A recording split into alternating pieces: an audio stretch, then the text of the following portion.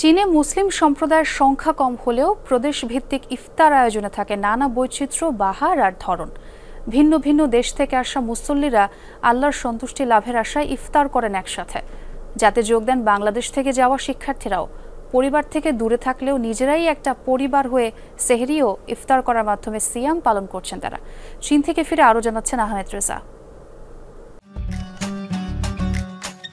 আমি আর ম্যাগি, স্বাদ ও ভালোবাসার দারুণ জুটি ফ্রম নেসলে।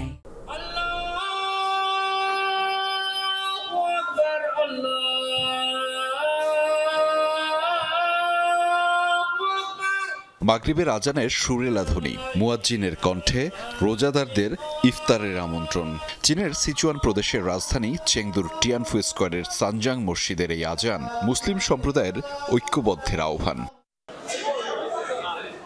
ভেতরে সুবিন্যস্ত টেবিলে রোজাদারদের ইফতার মোনাজাত করে রোজা ভাঙেন মুসল্লিরা। প্রথম ধাপে কেবল খেজুর, চা এবং এক প্রকার স্যুপ। সারাদিন রোজা রেখে এভাবেই শুরু ইফতারের। এরপর নামাজে অংশ নেন সকলেই। পুরুষের পাশাপাশি এখানে নামাজের ব্যবস্থা আছে মহিলাদের জন্যও। এখানে মূলত সাংজাং একটি মসজিদ রয়েছে যেখানে মুসলিম সম্প্রদায়ের সবাই মূলত ইফতার করেন একসাথে, এবং সেই ইফতারের কার্যক্রমটি কিভাবে করেন আমরা সেটি দেখাতে চাই। আসসালামু আলাইকুম। মুসল্লিদের নামাজের পরে শুরু হয় ইফতারের দ্বিতীয় পর্ব। সেখানে মুরগি ও গরুর মাংসের পাশাপাশি নুডলস সহ মসজিদ থেকে নানা পসরা পরিবেশন করা হয়। মসজিদের ইফতারে চীনা মুসলিম নাগরিকদের সাথে যোগ দেন বাংলাদেশ, ভারত, পাকিস্তান সহ অন্যান্য দেশের মুসলমানরাও।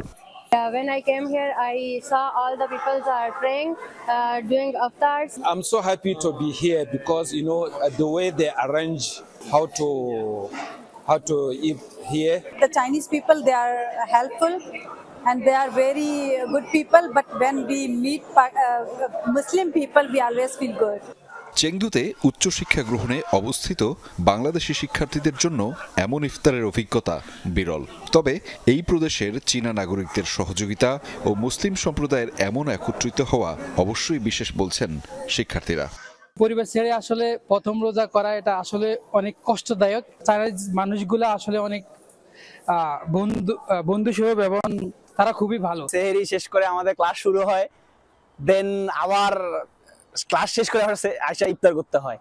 তবে দেশ পরিবার ছেড়ে এত দূরে ইফতার করলেও সেখানে অবস্থানরত সকলে মিলেই যেন একটি পরিবার, তাও মনে করিয়ে দিলেন কেউ কেউ। আসলে আমরা এখানে নিজের দেশ ছেড়ে, নিজের পরিবার ছেড়ে, আত্মীয় স্বজন সবাইকে ছেড়ে থাকি। এখানে যারা আছে তারাই আমাদের পরিবার। রমজানের যে একটা আমেজ এটা তৈরি হয়, সবাই একসাথে বসে আমরা ইফতার করি। ইফতারের পর আবারও এশার নামাজের জন্য ব্যস্ততা বাড়ে মুসল্লিদের। আহমেদ রেজা, যমুনা নিউজ, সিচুয়ান, চীন।